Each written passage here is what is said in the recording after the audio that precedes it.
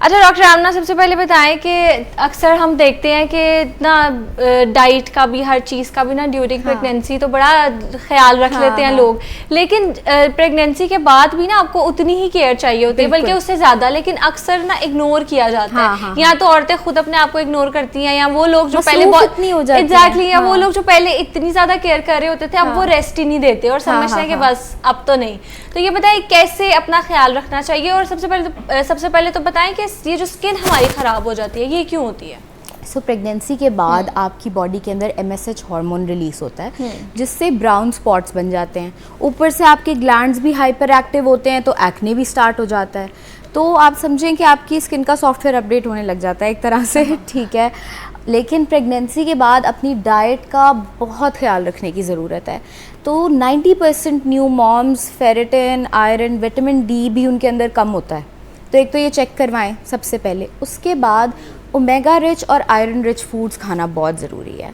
और तीसरी जो चीज़ बहुत ही इंपॉर्टेंट है, मुझे लगता है कि विटामिन C की अक्सर माओं में कमी होती है। तो विटामिन C लें, नींबू पानी पीना शुरू कर दें। मेरा नींबू पानी का बॉटल मेरे साथ हर जगह ट्रैवल करता है, अच्छा, ऑल द टाइम। तो आई थिंक सप्लीमेंट्स के अंदर ये ज़रूर ऐड करें। ठीक है। अच्छा, जो प्रेगनेंसी के बाद हम मुख्तलिफ मसाइल देखते हैं, जैसे हेयर फॉल भी एकदम से बहुत ज़्यादा हो जाता है, और उसके अलावा जो डार्क सर्कल्स हैं वो बहुत ज़्यादा हो जाते हैं, तो इन तमाम मसलों के लिए क्या करना चाहिए और स्किन केयर रूटीन क्या होनी चाहिए हमारी? सो प्रेगनेंसी के वक्त ना आपका एस्ट्रोजन लेवल बहुत हाई होता है। जैसे ही डिलीवरी होती है एस्ट्रोजन लेवल ड्रॉप कर जाता है, उसकी वजह से हेयर फॉल स्टार्ट हो जाती है। तो हेयर फॉल के लिए सबसे पहले तो biotin and B12 supplements are very good. लेकिन अगर आप वो नहीं खाना चाहते या फिर वो खा के थक गए और फिर भी हेयर फॉल नहीं जा रहा है, तो यू कैन ट्राई एक्सोसोम्स, जो हम स्किन कोच पर भी करते हैं, जो कि ऑलमोस्ट 1 या 2 ट्रीटमेंट्स के बाद ही you will notice hair fall बिल्कुल रुक जाता है। अच्छा, मतलब रिजल्ट ये नहीं होता कि अगर आप करवाना छोड़ दो तो ख़राब हो जाते हैं, पहले जैसे हो जाते हैं? नहीं, ये है कि फिर ख्याल तो रखना पड़ता है ना चीज़ का। अगर ख्याल नहीं रखेंगे तो फिर वापस नीचे को डिटेरिएट कर जाएगा। अच्छा, उमूमन कैसे केयर करनी चाहिए इन ट्रीटमेंट्स के बाद? इन ट्रीटमेंट्स के बाद basically just keep a sulphate free shampoo and biotin supplements. इसके अलावा कुछ बहुत ओवर कॉम्प्लिकेट करने की ज़रूरत कोई नहीं है। ठीक है। अच्छा, प्रेगनेंसी के दौरान जो ट्रीटमेंट्स करवाना है क्या वो सेफ़ है? प्रेगनेंसी के दौरान आप बहुत सारे ट्रीटमेंट्स नहीं करा सकते, but during pregnancy I think just facial, but pregnancy के बाद you can start your treatments again. ठीक है। अच्छा, तो ये बताएं कि जो हमारा चेहरा ख़राब हो जाता है या बहुत ज़्यादा एक्नी हो जाती है, या बिल्कुल एक वो ग्लो नहीं रहता, डलनेस हो जाती है, इवन आपको लगे भी ना कि आप हेल्दी हो लेकिन अजीब सा वो फील हो रहा होता है, ग्लो नहीं है, तो उसके लिए क्या करना चाहिए? अच्छा, तो basically water, transepidermal water loss होता है जिसकी वजह से आपका स्किन बैरियर टूट जाता है। अच्छा, तो उसके लिए आप सेरेमाइड क्रीम इस्तेमाल करो, बहुत बेहतरीन है। उसके अलावा हमारे पास अब हाइलुरोनिक एसिड बूस्टर्स आ गए, छोटी छोटी इंजेक्शंस फेस पे लगाते हैं। अच्छा, एक ही सेशन के बाद आपकी फेस पे हाइड्रेशन, ग्लो वापस। ओके, और उनका कोई नुकसान नहीं है, कोई साइड इफेक्ट्स? कम्प्लीटली नेचुरल होते हैं। ठीक है। और वो जो एक आर्टिफिशियल लुक होती है वो भी नहीं ऐसा कुछ भी नहीं, वो सिर्फ हाइड्रेट करने के लिए है स्किन को, और कुछ नहीं, इससे ज़्यादा करते हैं। अच्छा, ये जो हम सीरम्स इस्तेमाल करते हैं ये उनसे ज़्यादा इफेक्टिव होते हैं?